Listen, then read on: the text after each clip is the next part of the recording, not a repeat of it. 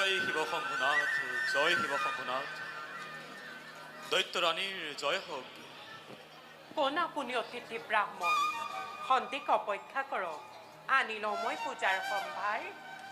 নালাগে নালাগে ৰাণী, অৰ্চনা বন্দনা মোক একোকে নালাগে।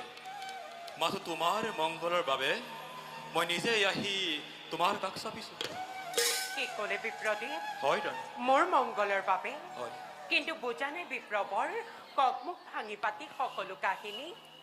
শুনা তেন্তে দৈত্য পটেশ্বৰী, তোমাৰ স্বামী মোৰ স্বামীয়ে হিৰণ্যকশিপুৰে ব্ৰহ্মাক তপস্যা কৰি অনাহাৰে অনিদ্ৰায় থাকি হেৰুৱালে নিজ প্ৰাণে নিজৰ দুখতে। নাই, মিছা কথা ই মই নাযাওঁ প্ৰত্য। কোন তুমি শত্ৰু প্ৰবঞ্চক দানৱৰ? ৰাণী, বিপ্ৰমুখে অসত্য প্ৰচাৰে কাহানিও নহয় সম্ভৱ।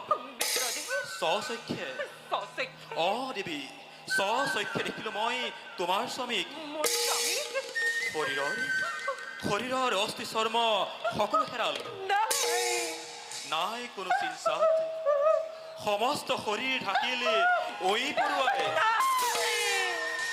আৰু ইমানৰ পাছতো তুমি ভাবিছা জীয়াই আছে বুলি তোমাৰ হিৰণ্যকশিপু?